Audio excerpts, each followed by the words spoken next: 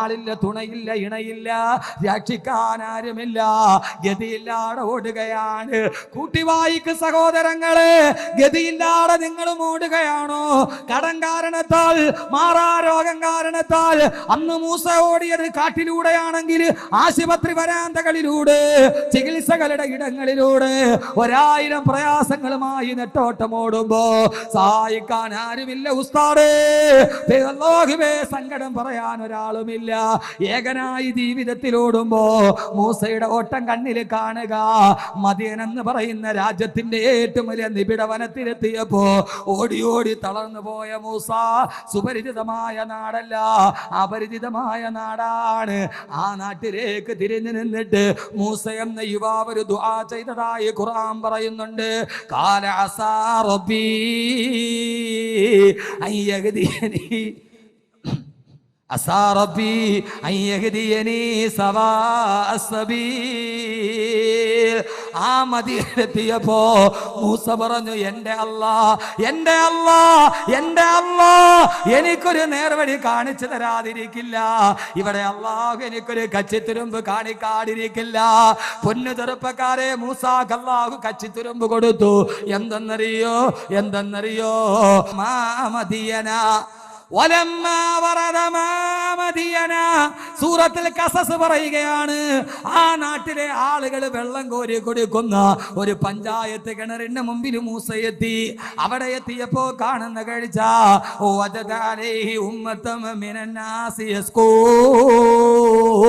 അവിടുത്തെ ആളുകൾ അവരുടെ ആടുകൾക്ക് കിണറ്റിൽ നിന്ന് വെള്ളം കോരി കുടിപ്പിക്കുകയാ. പുരുഷന്മാര് മുഴുവനും വെള്ളം കോരുന്നു, അവരവരുടെ ആടുകൾക്ക് ദാഹം തീർക്കുന്നു. മൂസ എന്ന യുവാവ് നോക്കുമ്പോ കാണുന്ന കാഴ്ച എന്താ? ഖുർആൻ തന്നെ പറയട്ടെ, വവജദ മിൻ ദൂനിഹി മുംറഅതൈനി തദൂദാനി, വവജദ മിൻ ദൂനിഹി മുംറഅതൈനി തദൂദാൻ. അതാ തിരക്ക് കൂട്ടുന്ന ആണുങ്ങളിൽ നിന്ന് ഒഴിവായി 2 പെൺകുട്ടികൾ അവരുടെ ആടുകളുമായി മാറി നിൽക്കുന്നു. അവര് വെള്ളം കോരാൻ കഴിയുന്നില്ല. ആണുങ്ങളെ തിരക്ക് കൂട്ടുകയാണ്, സഹായിക്കാൻ ആരുമില്ലാതെ 2 പെൺകുട്ടികൾ ആടുമായിട്ട് കിണറ്റിൽ നിന്ന് മാറി നിൽക്കുകയാണ്. ആ സമയത്ത് മൂസ എന്ത് ചെയ്തെന്നറിയോ? പൊന്നു സഹോദരങ്ങളെ, ജീവിതം അല്ലാഹു നൽകിയത് ഇതിനു വേണ്ടിയാ. ആര് സഹായിക്കാനില്ലാതെ 2 പെൺകുട്ടികൾ ആണുങ്ങളുടെ തിരക്കിൽ പെടാതെ മാറി നിന്നപ്പോ ആ സമയത്ത് മൂസ അവരോട് കടന്നു ചെന്നിട്ട് ചോദിച്ചു അത്രേ, എന്തേ നിങ്ങൾ വെള്ളം കോരാത്തതെന്താ? ആണുങ്ങൾ വെള്ളം കോരുന്നത് കണ്ടോ, എന്തേ നിങ്ങൾ വെള്ളം കോരാത്തതെന്താ? ആ സമയത്ത് ആ പെണ്ണുങ്ങൾ പറഞ്ഞത്രേ, ഖുർആൻ പറയട്ടെ,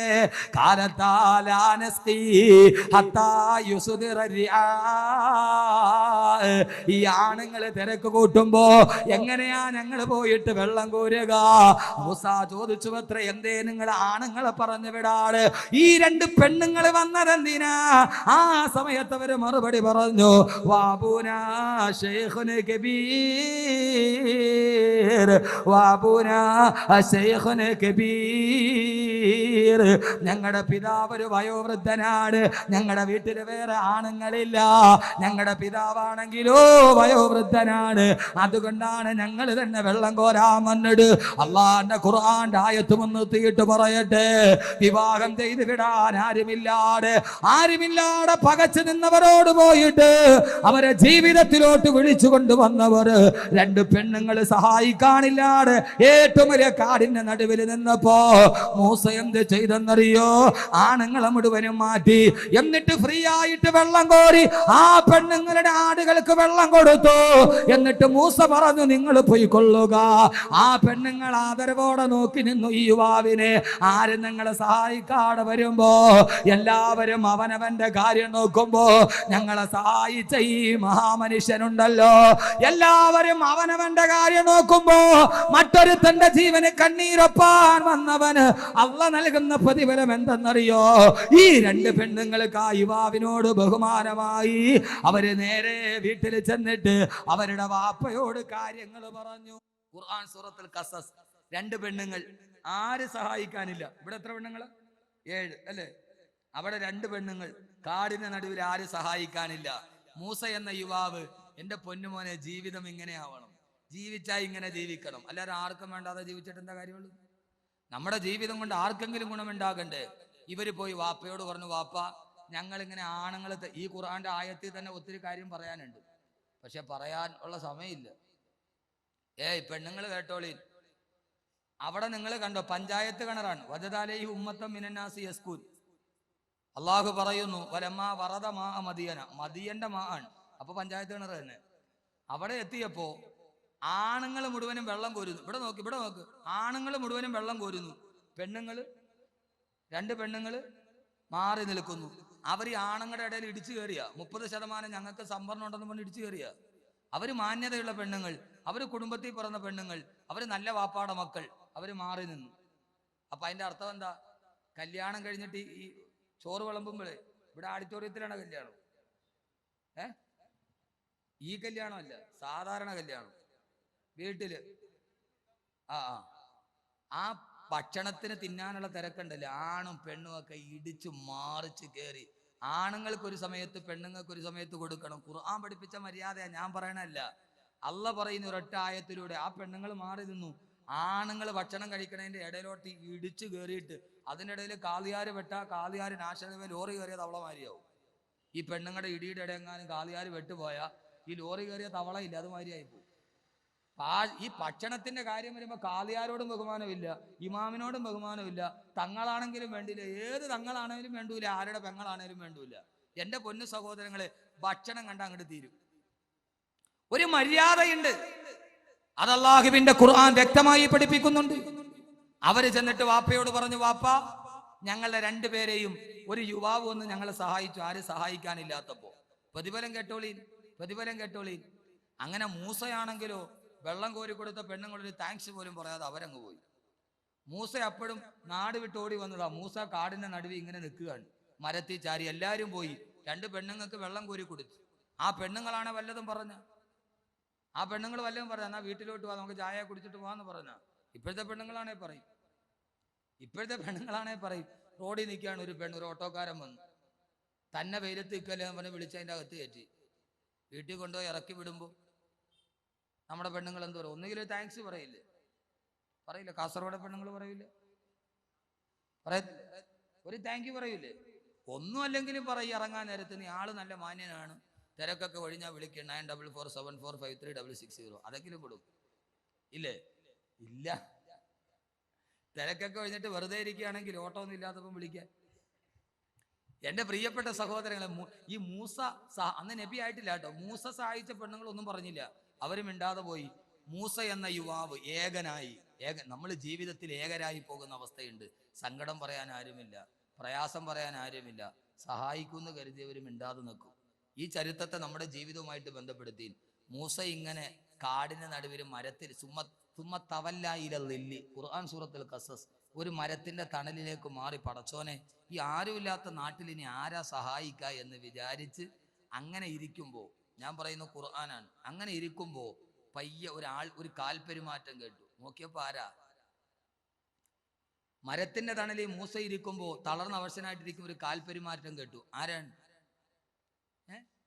ഖുർആൻ തന്നെ പറയട്ടെ. ഫജാഅതുഹു ഇഹ്ദാഹുമാ തംശി അലസ്തിഹ്യാ. ബഹുമാനപ്പെട്ട മൂസ നോക്കുമ്പോ ഫജാഅതുഹു ഇഹ്ദാഹുമാ, ആ രണ്ട് പെണ്ണുങ്ങളിൽപ്പെട്ട ഒരു പെണ്ണ്, മൂത്ത പെണ്ണ് സാഫൂറ, ആ പെണ്ണതാ നടന്നു വരികയാണ്. തംശി അലസ്തിഹ്യാ, ലജ്ജയോടെ വിവശതയോടെ ആ പെണ്ണുങ്ങളിൽ ഏറ്റവും മൂത്ത പെണ്ണ് നടന്നു വരുന്നു. മൂസയുടെ അടുക്കൽ വന്നിട്ട് പറഞ്ഞു, മൂസ ഓ യുവാവേ, കാലത്ത് ഇന്ന അബീ യദ്ഊക ലിയജ്സിയക അജ്റ മാ സഖൈത ലനാ. ഓ മൂസ, ഓ യുവാവേ, ഞങ്ങളുടെ പിതാവ് നിങ്ങളെ ഞങ്ങളുടെ വീട്ടിലോട്ട് വിളിക്കുകയാ.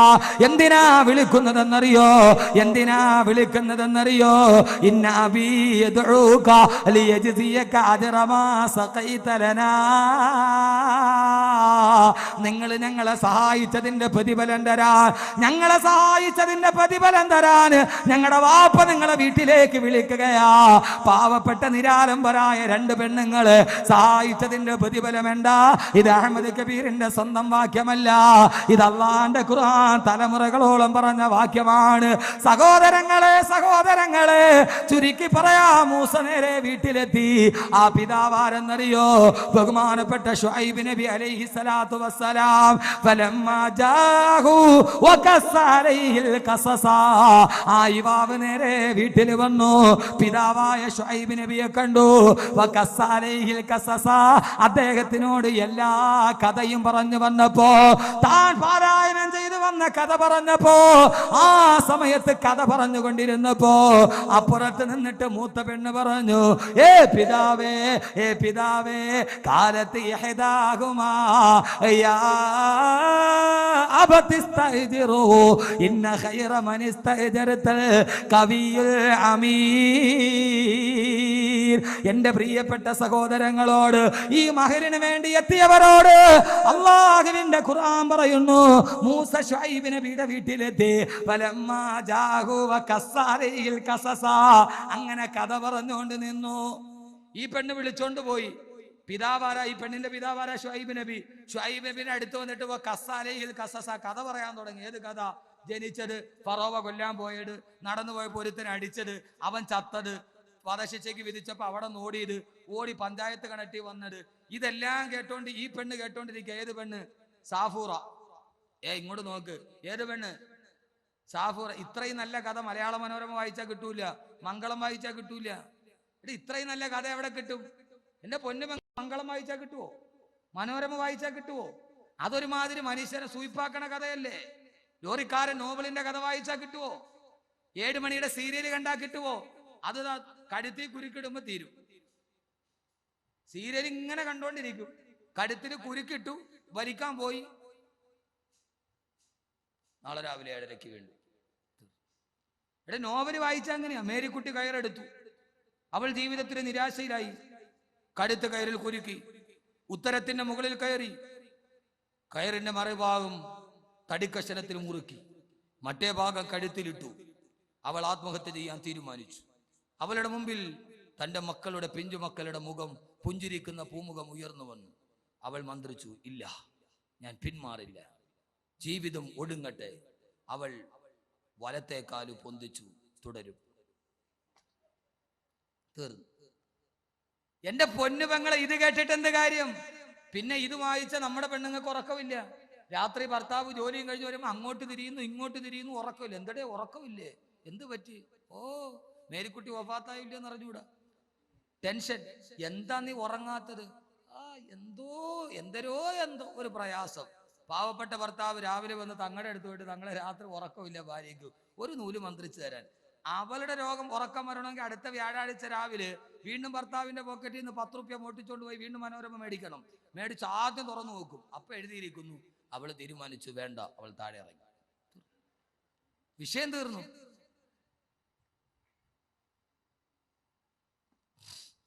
ഖുർആൻ പറയുന്നത് കേൾക്ക്. ഖുർആൻ പറയുന്നത് എത്ര സുന്ദരമാ ഖുർആന്റെ വിവരണം. അള്ളാഹു ഖുർആൻ പഠിക്കാൻ തൗഫീക്ക് നൽകട്ടെ. അള്ളാഹു ഖുർആൻ പഠിക്കാൻ തൗഫീക്ക് നൽകട്ടെ. അള്ളാഹു ഖുർആൻ പഠിക്കാൻ തൗഫീക്ക് നൽകട്ടെ. ഇങ്ങനെ ഖുർആൻ പഠിക്കണ സഹോദരങ്ങളെ, എൻ്റെ ജീവിതത്തിൽ ഏറ്റവും വലിയ ഭാഗ്യം അതാ. അഹമ്മദ് കബീറിനോട് അള്ളാഹു നൽകിയ ഏറ്റവും വലിയ സൗഭാഗ്യം ഏതാന്ന് ചോദിച്ചാൽ അഹമ്മദ് കബീർ മറുപടി പറയും, അവന്റെ കലാമ് മനപ്പാടമാക്കാൻ കഴിഞ്ഞതാ. അല്ലെ ഇങ്ങനെ ഓതാൻ കഴിയൂ? അള്ളാഹുവിന്റെ ഖുർആൻ മനപ്പാടമാക്കാൻ കഴിഞ്ഞതാ. അള്ളാഹു അനുഗ്രഹം നിലനിർത്തി തരട്ടെ. എൻ്റെ ജീവിതത്തിൽ എനിക്ക് കിട്ടിയ ഏറ്റവും വലിയ സൗഭാഗ്യമാണ്. ഒരു കാര്യം എനിക്ക് ഉറപ്പിച്ച് പറയാൻ കഴിയും, ഞാൻ എവിടെയൊക്കെ വാത് പറഞ്ഞിട്ടുണ്ടോ ആ സ്ഥലത്ത് ഒരു ഹാഫിളീങ്ങളെങ്കിലും ഉണ്ടായിട്ടുണ്ട്. ഇന്ന് എൻ്റെ റൂമിൽ 5-6 കുട്ടികളുമായിട്ട് പാറപ്പള്ളിയിൽ നിന്ന് വന്നു. അവരെല്ലാം ഹാഫിളീങ്ങളാക്കണം. അള്ളാഹു ഹാഫിളീങ്ങളാക്കി കൊടുക്കട്ടെ.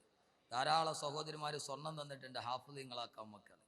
എനിക്കത് മതി സഹോദരങ്ങളെ, എൻ്റെ സമ്പത്ത്. വേറെ ഒന്നുമില്ല. 92 കിലോ ഉണ്ടായിരുന്ന ഞാൻ ഇന്ന് 82 കിലോ ആയി. വേറെ ഒന്നും സമ്പാദിച്ചിട്ടില്ല. ഈ മതപ്രസംഗം പറഞ്ഞിട്ടാണ്, ഈ വഅദ് പറഞ്ഞിട്ടാണ്. നിരന്തരം ഈ വഅദ്. എൻ്റെ ജീവിതത്തിലൊറ്റ സമ്പാദ്യമേ ഉള്ളൂ. അള്ളാഹു എനിക്ക് നൽകിയ ഏറ്റവും വലിയ സൗഭാഗ്യം അവന്റെ ഖുർആൻ മനപ്പാഠമാക്കാൻ കഴിഞ്ഞു എന്നുള്ളത്. അതെന്റെ ഉമ്മ എനിക്ക് നൽകിയ സമ്മാനമാണ്.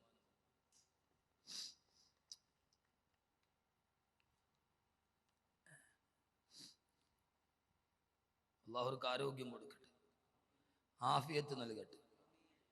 ജീവിതത്തിൻ്റെ പ്രയാസത്തിൻ്റെയും ദുരിതത്തിൻ്റെയും നടുവിലൂടെ നടക്കുമ്പോൾ എൻ്റെ മകൻ ഹാഫിളാകണമെന്ന് ആഗ്രഹിച്ച് എന്നെ ഈ വഴിയിലേക്ക് കൊണ്ടുപോയത് എൻ്റെ പ്രിയപ്പെട്ട ഉമ്മയാണ്.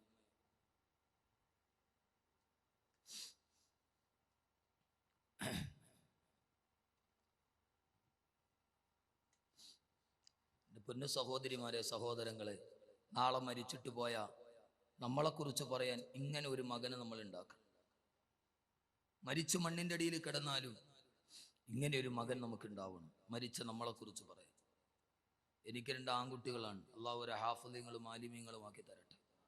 എനിക്ക് എൻ്റെ ഒരൊറ്റ ആഗ്രഹമുള്ള എൻ്റെ മക്കൾ ഹാഫിളീങ്ങളാവും, എൻ്റെ പൊന്നുമക്കൾ ആലിമീങ്ങളാവണം.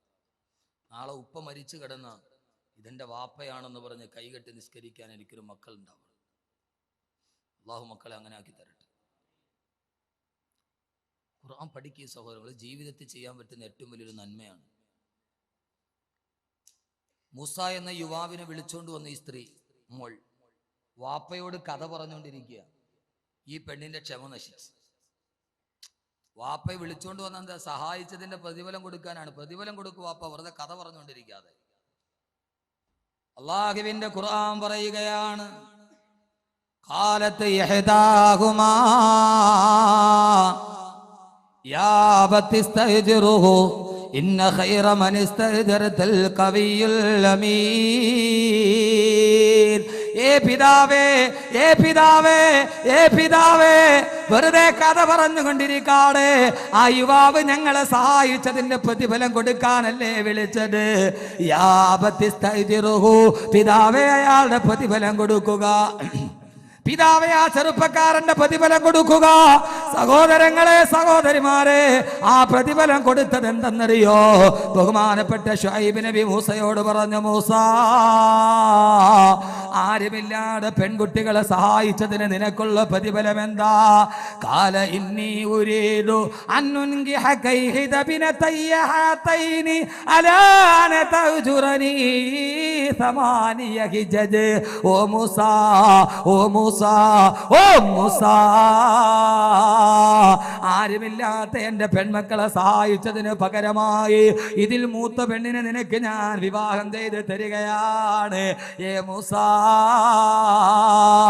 എന്റെ ശ്രദ്ധസ്വീകാണത്തെ സഹോദരങ്ങളെ, സഹോദരിമാരെ, ഈ ഹദ്ദാദ് നഗറിൽ സമൂഹ വിവാഹം നടക്കുമ്പോ ആരുമില്ലാത്ത പെണ്ണിനെ സഹായിച്ചപ്പോ അള്ള കൊടുത്തത് സാലിഹത്തായ ഭാര്യയാണ്. അതിനുശേഷമാണ് മൂസ പ്രവാചകത്വം കിട്ടുന്നത്. പിന്നീടാണ് മൂസാ നബിക്ക് സാലിഹീങ്ങളായ മക്കളെ കിട്ടുന്നത്. അല്ലാഹുവേ, അല്ലാഹുവേ, അല്ലാഹുവേ, അല്ലാഹുവേ, ഈ പ്രവർത്തകർക്ക് നീ ഭാര്യമാരെ സാലിഹാത്തുകളാക്കണേ അല്ലാ.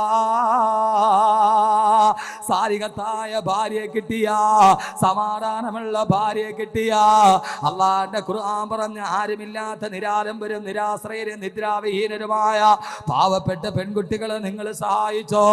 നിങ്ങളുടെ പെണ്ണുങ്ങള് അള്ളാഹു സാലിഹാത്തുകളാക്കി തരും.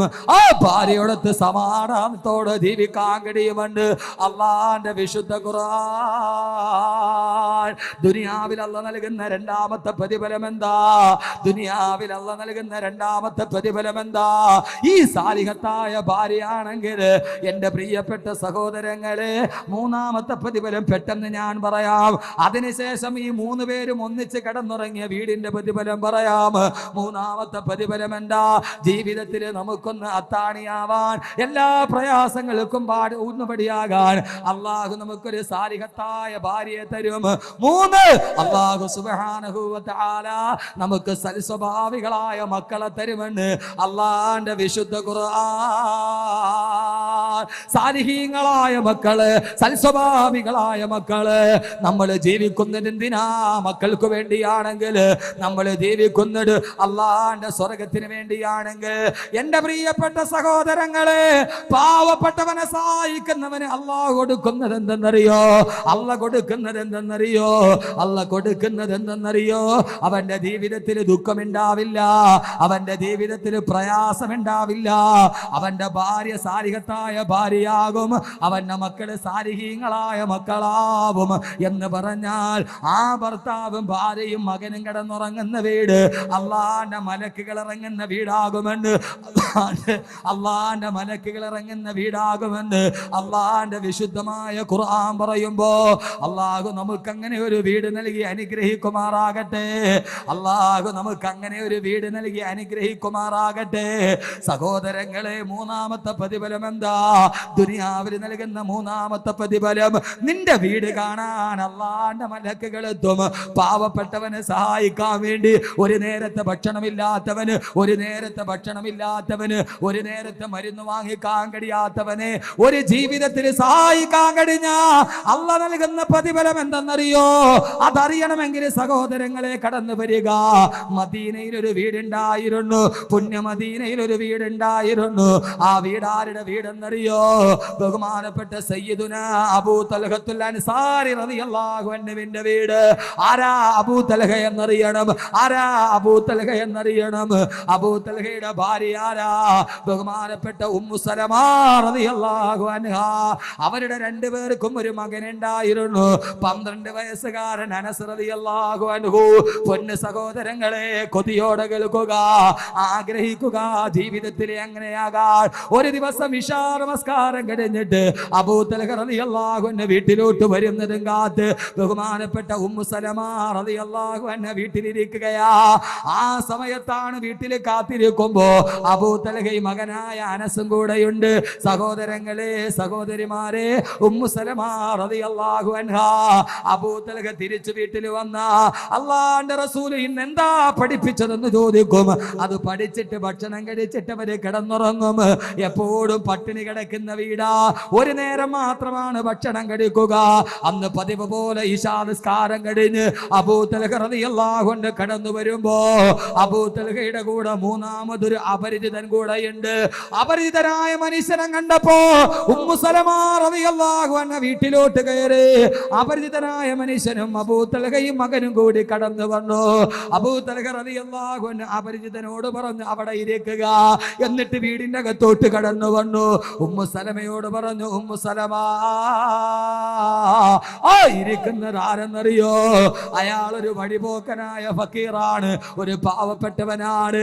ഇന്ന് ഇശാ നിസ്കാരം കഴിഞ്ഞപ്പോ അല്ലാഹുവിന്റെ റസൂല് ഞങ്ങളോട് ചോദിച്ചൊരു പാവപ്പെട്ട മനുഷ്യൻ, ദിവസങ്ങളായി ഭക്ഷണം കഴിച്ചിട്ട് വിശപ്പ് പിടിച്ചൊരു മനുഷ്യൻ ഇവിടെ വന്നിട്ടുണ്ട്. ആരാ ഒരു നേരത്തെ ഭക്ഷണം കൊടുക്കുന്നതെന്ന് ചോദിച്ചപ്പോ ഭക്ഷണം കൊടുക്കാനുള്ള ആഗ്രഹം കാരണത്താൽ അല്ലാഹുവിന്റെ റസൂലല്ലേ ചോദിച്ചത്, കൊടുക്കാനുള്ള ആഗ്രഹത്താൽ ഞാൻ പറഞ്ഞു, അനയാ റസൂലല്ലാഹ്, ഞാൻ കൊടുക്കാൻ നബിയേ, ഞാൻ കൊടുക്കാൻ നബിയേ. അയാളെയും കൊണ്ട് ഞാൻ വീട്ടിൽ വന്നടാ. അയാൾക്കുള്ള ഭക്ഷണം കൊടുക്കും. ഉമ്മു സലമ, ഉമ്മു സലമ റളിയല്ലാഹു അൻഹ ഞെട്ടിപ്പോയി. ഭർത്താവേ, എന്താ പറയുന്നത്? എനിക്ക് നിങ്ങൾക്കും മകനായ അനസിനും കൂടി കഴിക്കാനുള്ള ഭക്ഷണം, ഒരാൾക്കുള്ള ഭക്ഷണമേ നമ്മുടെ വീട്ടിലുള്ളൂ. അതല്ലേ നമ്മൾ 3 പേര് കഴിക്കുന്നത്. രണ്ടാമതൊരാൾക്ക് കൊടുക്കാനുള്ള ഭക്ഷണമില്ല. അബൂ തൽഹ റളിയല്ലാഹു അൻഹുവിന്റെ മുഖം വല്ലാതെ വിഷാദമായി. പാവപ്പെട്ടവനാണെങ്കിലോ ഒരു നേരത്തെ ഭക്ഷണം കിട്ടുമെന്ന് ആഗ്രഹിച്ചിട്ട് കാത്തിരിക്കുകയാ. ഭർത്താവിന്റെ മുഖം വാടിയപ്പോ ഉമ്മു സലമയ്ക്ക് സഹിക്കാൻ കഴിഞ്ഞില്ല. എന്റെ പ്രിയപ്പെട്ട മുസ്ലിം ചെറുപ്പക്കാരാ, കേട്ടുകൊള്ളുക. എന്തിനാ അല്ലാഹു നമ്മുടെ ജീവിതം തന്നത്? ഫുട്ബോൾ മാമാങ്കം നടത്താൻ ലക്ഷക്കണക്കിന് രൂപ വലിച്ചെറിയാൻ പ്രയാസമില്ല. ഗാനമേള നടത്താൻ ലക്ഷക്കണക്കിന് വലിച്ചെറിയാൻ പ്രയാസമില്ല. ആയിരക്കണക്കിന് ആവാസം നടക്കാൻ ലക്ഷക്കണക്കിന് കൊടുക്കാൻ പ്രയാസമില്ല. ഒരു പാവപ്പെട്ട പെണ്ണിന്റെ ജീവിതത്തിന് ഒരു തരി പൊന്നു കൊടുക്കാൻ, ഒരൽപ്പ സാമ്പത്തികം കൊടുക്കാൻ 1000 വട്ടം ആലോചിക്കാൻ കഴിയുന്നുവോ? ഉമ്മു സലമാക്ക് സഹിച്ചില്ല. ഉമ്മു സലമ റളിയല്ലാഹു അൻഹ പറഞ്ഞു അബൂ തൽഹയോട്, ഭർത്താവേ വിഷമിക്കണ്ട, ഞാനൊരു കാര്യം പറയാം. ചരിത്രത്തിൽ ഇന്നേ വരെ ഇങ്ങനെ ഒരു അതിഥി സൽക്കാരം നടന്നിട്ടില്ല. എന്റെ പ്രിയപ്പെട്ട പെങ്ങളെ, കാസർഗോഡ് പെങ്ങളെ, ഉമ്മു സലമയാവുക, ജീവിതം കൊണ്ട് ഉമ്മു സലമയാവുക. ഒരു ഉമ്മു സലമ കൂടി പറക്കട്ടെ ഈ മണ്ണില്. ഉമ്മു സലമ പറഞ്ഞു, ഞാനൊരു ഉപായം പറയാം. എന്താണെന്നറിയോ? ഉമ്മു സലമ പറഞ്ഞ ഉപായം എന്താ? ഇവിടെയുള്ള ഭക്ഷണം മുഴുവനും വിളമ്പിയെടുത്തിട്ട് അത് അതിഥിയുടെ മുമ്പിലോട്ട് വെക്കുക. എന്നിട്ട് അതിഥിയെ വിളിക്കുക. നമ്മൾ കുടുംബക്കാരെല്ലാം ചുറ്റുമിരിക്കുക. അതിഥി കഴിക്കാൻ വേണ്ടി കൈയിടുമ്പോ ആ സമയത്ത് ഞാൻ കണ്ണ് കാണിക്കുമ്പോ, ഭർത്താവേ നിങ്ങൾ കത്തിച്ചു വെച്ച വിളക്കൂതി കെടുത്തണം. കത്തിച്ചു വെച്ച വിളക്കൂതി കെടുത്തണം. സഹോദരന്മാരെ, കേട്ടിട്ടില്ല ചരിത്രങ്ങൾ ഇങ്ങനെ. ആ സമയത്ത് നിങ്ങൾ വിളക്കൂതി കെടുത്തണം. ആ സമയത്ത് അതിഥി ആരും അറിയാതെ ഭക്ഷണം കഴിക്കട്ടെ. നമ്മൾ നമ്മുടെ കൈ പിൻവലിച്ചിട്ട് പട്ടിണി ഇരിക്കുക, നമ്മൾ കഴിക്കണ്ട. സഹോദരങ്ങളെ, ഭക്ഷണം വിളമ്പപ്പെട്ടു. അതിഥി വന്ന് കൈ കഴുകിയിരുന്നു. അബൂ തൽഹ റളിയല്ലാഹു അൻഹു, ഭാര്യ ഉമ്മു സലമ റളിയല്ലാഹു അൻഹ, മകനായ അനസ് റളിയല്ലാഹു അൻഹു, 3 പേരും കൂടി വന്നിരുന്നു. ആ വീട്ടിലെ വിളക്കണഞ്ഞു. വിശന്ന് പൊരിഞ്ഞ് വയറുകത്തുന്നുണ്ട് 3 പേർക്കും. അവര് 3 പേരെ കൈ പിന്നോട്ട് വലിച്ചു. ഇരുട്ടത്തിരുന്നിട്ട് അതിഥി അങ്ങ് കഴിക്കാണ്ടിടങ്ങി. അതിഥി കഴിക്കാൻ തുടങ്ങി. ആ സമയത്ത് കൈ പിൻവലിച്ചിട്ട് 3 കുടുംബാംഗങ്ങൾ മാറി നിന്നു. അതിഥി ഓർക്കുന്നത് അവരെ കഴിക്കുന്നെന്ന. അവസാനം കുറെ കഴിയുമ്പോൾ അതിഥിയുടെ ശബ്ദം കേട്ടു. അൽഹംദുലില്ലാഹ് അല്ലദീ അത്അമനാ വസക്കാനാ വജഅൽനാ മിനൽ മുസ്ലിമീൻ. ഈ ദുആ കേട്ടപ്പോ അബൂ തൽഹ റളിയല്ലാഹു അൻഹു വിളക്ക് കൊളുത്തി. പ്രകാശം പരക്കുമ്പോ ഭക്ഷണം തീർന്നു കഴിഞ്ഞു. വിശം നൊട്ടിയ വയറ് നിറഞ്ഞ സന്തോഷത്തോട് അതിഥി സലാം പറഞ്ഞ് ദുആ ചെയ്ത് വെളിയിലോട്ട് ഇറങ്ങി. ആ സമയത്ത് ഒരു വീട്ടിലെ കുടുംബം മുഴുപട്ടിണിയിലാണ്. അബൂ തൽഹ റളിയല്ലാഹു അൻഹു, ഭാര്യയായ ഉമ്മു സലമ റളിയല്ലാഹു അൻഹ, മകനായ അനസ് റളിയല്ലാഹു അൻഹു ആ ഭക്ഷണം കഴിക്കാതെ തടപ്പായ വിരിച്ചു. അവര് കിടക്കാൻ വേണ്ടി തടപ്പായിലോട്ട് തിരിച്ചു കിടക്കുമ്പോ മദീനത്തിന്റെ അന്നത്തെ രാത്രി കണ്ടവല്ലാത്ത സംഭവം. എല്ലാവരും ഉറക്കത്തിൽ കിടക്കുമ്പോ വിശന്ന് കരഞ്ഞിട്ട് ഉറക്കം വരാതെ ആ 3 പേര് ചെരിഞ്ഞും മറിഞ്ഞും മാറിക്കിടക്കുന്നു. തിരിഞ്ഞും മറിഞ്ഞും കിടക്കുകയാണ്. അവസാനം വിശപ്പ് കാരണത്താൽ ഉറക്കം വരുന്നില്ല. എന്റെ പ്രിയപ്പെട്ട സഹോദരങ്ങളെ, ആ സമയത്ത് 12 വയസ്സുള്ള അനസ് പോലും ചോദിച്ചില്ല, വാപ്പ എനിക്ക് പോലും തരാതെ അവർക്ക് കൊടുത്തതെന്തിനാണ്? നല്ല കുടുംബത്തിലെ നല്ല മക്കള് പറക്കൂ, നല്ല മടിത്തട്ടിലെ നല്ല മക്കള് പറക്കൂ. പൊന്നുപെങ്ങളെ, ഉമ്മു സലമയുടെ മുലപ്പാല് കുടിച്ച മോനല്ലേ, ആ മോൻ പോലും ചോദിച്ചില്ല, ഉപ്പാ എന്താ എനിക്ക് പോലും തരാതെ കൊടുത്തിട്ടുണ്ട്. അതിരാ സമയത്ത് ഉറക്കം വരാതെ തിരിഞ്ഞും മറിഞ്ഞും കിടക്കുമ്പോ അതാ സുബഹി നമസ്കാരത്തിന് ബിലാലിന്റെ ഭാഗം മുടങ്ങി. അബൂ തൽഹ റളിയല്ലാഹു അൻഹു മകന്റെ കൈ പിടിച്ച് ഇലാ ഹളറത്തി റസൂലില്ലാഹ്, അല്ലാഹുവിന്റെ റസൂലിന്റെ ചാരത്തെത്തി. റസൂലുള്ളാഹിയുടെ പള്ളിയിലോട്ട് നടക്കുമ്പോ മകനായ അനസ് പറയുന്നുണ്ട്, പിതാവേ എനിക്ക് നടക്കാൻ കഴിയുന്നില്ല, എനിക്ക് വിശക്കുന്നു ഉപ്പാ എന്ന് പറഞ്ഞു ഉപ്പാടെ കയ്യിൽ പിടിച്ച് പൊന്നുമോനായ അനസ് നടക്കുകയാണ്. അവസാന പള്ളിയിലെത്തി അല്ലാഹുവിന്റെ റസൂലിന്റെ പുറകില് കൈകെട്ടി നിസ്കരിച്ചു. നിസ്കാരം കഴിഞ്ഞ് സലാം വീട്ടുമ്പോ അല്ലാഹുവിന്റെ റസൂല് സലാം വീട്ടിയിട്ട് നേരെ തിരിഞ്ഞു. സഹാബത്തിന്റെ നേരെ നോക്കിയിട്ട് ചോദിച്ചു, ഐന അബൂ തൽഹ, ഐന അബൂ തൽഹ, എവിടെ അബൂ തൽഹ, എവിടെ അബൂ തൽഹ, എവിടെ? സമയത്ത് രാത്രിയില് തങ്ങൾക്ക് കഴിക്കാനുള്ളത് പോലും അതിഥിക്ക് കൊടുത്തിട്ട്, പാവപ്പെട്ടവന് കൊടുത്തിട്ട് വിശന്നൊട്ടിയ വയറുമായിരിക്കുന്ന അബൂ തൽഹ റളിയല്ലാഹു അൻഹു എഴുന്നേറ്റിട്ട് പറഞ്ഞു, നബിയേ ലബ്ബൈക വസദൈക യാ റസൂലല്ലാഹ്, ഞാനിവിടെ ഉണ്ട് നബിയേ, ഞാനിവിടെ ഉണ്ട് നബിയേ. അല്ലാഹുവിന്റെ റസൂല് പറഞ്ഞു, അബൂ തൽഹ, ഇന്നലെ രാത്രിയിൽ നിന്റെ വീട്ടിൽ നടന്ന അതിഥി സൽക്കാരം അത് അല്ലാഹുക്ക് വല്ലാതെ ഇഷ്ടപ്പെട്ടു പോയി അബൂ തൽഹ. എന്റെ പ്രിയപ്പെട്ട സഹോദരങ്ങളെ, അല്ലാഹുവിന്റെ റസൂൽ പറഞ്ഞ, അബൂ തൽഹ, ഇന്നലെ രാത്രി നിന്റെ വീട്ടിൽ നടന്ന വിരുന്ന് സൽക്കാരം അത് അല്ലാഹുക്ക് വല്ലാതെ ഇഷ്ടപ്പെട്ടു പോയി, പൊട്ടിക്കരഞ്ഞു പോയി അബൂ തൽഹ റളിയല്ലാഹു അൻഹു. അല്ലാഹുവിന്റെ റസൂലേ, അങ്ങനെ അറിഞ്ഞു നബിയേ, ഇന്നലെ എന്റെ കുടുംബം എല്ലാം കൊടുത്തിട്ട് പട്ടിണി കിടന്നിട്. അങ്ങെങ്ങനെയാണ് നബിയെ അറിഞ്ഞതെന്ന് ചോദിച്ചപ്പോ അള്ളാന്റെ റസൂല് പറഞ്ഞ അബൂ തൽഹാ, ഞാൻ മാത്രമല്ല അറിഞ്ഞത്, ഇന്നലെ രാത്രിയിൽ പട്ടിണി കിടക്കുന്ന നിന്റെ കുടുംബത്തെ കാണാൻ ആകാശത്തെ മലക്കുകൾ നിന്റെ വീടിന് ചുറ്റും തിരക്ക് കൂട്ടുകയായിരുന്നു. ഇന്നലെ രാത്രി നിന്റെ കുടിലിന് ചുറ്റും അള്ളാന്റെ മലക്കുകളെ തിരക്ക് കൂടുകയാ. കയ്യിലുള്ളതെല്ലാം പാവപ്പെട്ടവന് കൊടുത്തിട്ട് ഒരു രാത്രി വിശപ്പ് സഹിച്ച് കിടന്നുറങ്ങിയ നിന്നെ കാണാൻ ആയിരക്കണക്കിന് മലക്കുകൾ ഇന്നലെ നിന്റെ വീടിന് ചുറ്റും തിരക്ക് കൂട്ടി. അബൂ തൽഹാ റളിയല്ലാഹു അൻഹു പൊട്ടിക്കരഞ്ഞു പോയി. അള്ളാന്റെ റസൂല് പറഞ്ഞു, തീർന്നില്ല അബൂ തൽഹാ, ഇന്നലെ രാത്രി നീ പട്ടിണി കിടക്കുമ്പോ എന്റെ അടുക്കലേക്ക് ജിബ്രീൽ വന്നു, നിന്റെ വീടിനെ കുറിച്ച് ആയത്തിറങ്ങി. അബൂ തൽഹാ,